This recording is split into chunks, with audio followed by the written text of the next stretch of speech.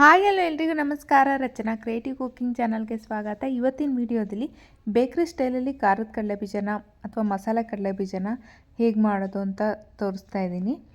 ತುಂಬ ಈಸಿಯಾಗಿ ಮಾಡ್ಕೋಬೋದು, ಕಡಿಮೆ ಖರ್ಚಲ್ಲಿ ಕೂಡ ಆಗುತ್ತೆ. ನೋಡೋಣ ಬನ್ನಿ ಯಾವ ರೀತಿ ಮಾಡೋದು ಅಂತ.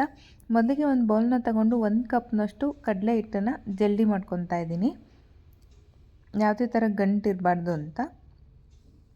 ಹಾಗೆ ರುಚಿಗೆ ತಕ್ಕಷ್ಟು ಉಪ್ಪು, 1 ಸ್ಪೂನ್ನಷ್ಟು ಕಾಶ್ಮೀರಿ ರೆಡ್ ಚಿಲ್ಲಿ ಪೌಡರ್ನ ಹಾಕಿದ್ದೀನಿ. ಹಾಗೆ ನಾರ್ಮಲ್ ಖಾರದ ಪುಡಿ 1 ಸ್ಪೂನ್ನ ಹಾಕ್ಕೊಂಡಿದ್ದೀನಿ. ಒಂದು ಅರ್ಧ ಸ್ಪೂನ್ನಷ್ಟು ಗರಂ ಮಸಾಲ ಪುಡಿ, ಒಂದು 1/4 ಸ್ಪೂನ್ನಷ್ಟು ಕಾಳು ಮೆಣಸಿನ ಪುಡಿ, ಒಂದು ಅರ್ಧ ಸ್ಪೂನ್ನಷ್ಟು ಅರಿಶಿನದ ಪುಡಿ, ಹಾಗೆ ಒಂದು ಅರ್ಧ ಸ್ಪೂನ್ನಷ್ಟು ಧನಿಯಾ ಪುಡಿ, ಅರ್ಧ ಹೋಳು ನಿಂಬೆಹಣ್ಣನ್ನ ಹಿಂಡ್ಕೊತಾ ಇದ್ದೀನಿ ಹುಳಿಗೆ. ಇದನ್ನೆಲ್ಲ ಡ್ರೈ ಮಿಕ್ಸ್ ಮಾಡ್ಕೊಳ್ಳೋಣ. ಮೊದಲಿಗೆ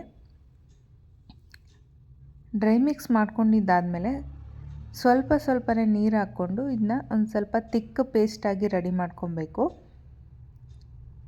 ನಾವಿಲ್ಲಿ ಯಾವುದೇ ಥರ ಕಲರ್ನ ಆ್ಯಡ್ ಮಾಡ್ತಾ ಇಲ್ಲ, ಅದೇ ನ್ಯಾಚುರಲ್ಲಾಗೆ ನಾವೇನು ಅರಿಶಿನ ಮತ್ತು ಖಾರದ ಪುಡಿ ಹಾಕಿರ್ತೀವಿ ಅದೇ ಕಲರಲ್ಲೇ ಇರ್ತವೆ ಕಡಲೆಬೀಜ. ಬಟ್ ತುಂಬ ಟೇಸ್ಟಿಯಾಗಿರುತ್ತೆ.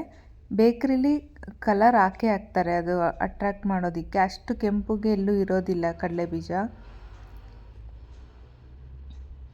ಈಗ ನಾನು 1 ಕಪ್ನಷ್ಟು ಹಸಿ ಕಡಲೆಬೀಜನ ಹಾಕ್ಕೊತಾ ಇದ್ದೀನಿ. ನಾನೇನು ತೊಳೆದಿಲ್ಲ ಕಡಲೆಬೀಜನ, ತೊಳೆದ್ಬಿಟ್ಟು ಕೂಡ ಹಾಕ್ಕೋಬೋದು ನೀರೆಲ್ಲ ಬಸ್ಕೊಂಡ್ಮೇಲೆ. ನಾನು ಹಾಗೆ ಹಾಕ್ಕೊಂಡಿದ್ದೀನಿ. ಇದೊಂದು 2-3 ನಿಮಿಷ ನೆನೆಯೋಕ್ಕೆ ಬಿಟ್ಬಿಡೋಣ. ಅದೇ ಟೈಮಲ್ಲಿ ನಾನು ಎಣ್ಣೆ ಕೂಡ ಕಾಯ್ಲಿಕ್ಕಿಟ್ಟಿದ್ದೆ.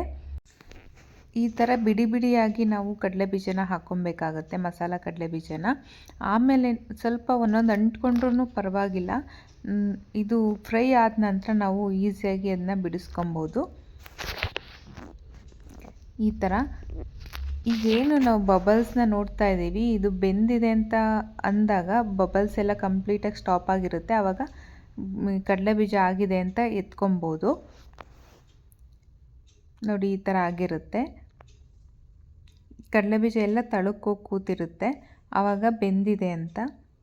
ಆವಾಗ ನಾವು ಕಡಲೆಬೀಜನ ಎತ್ತಿ ಒಂದು ಬೌಲ್ಗೆ ನಾವು ಹಾಕೊಬೋದು.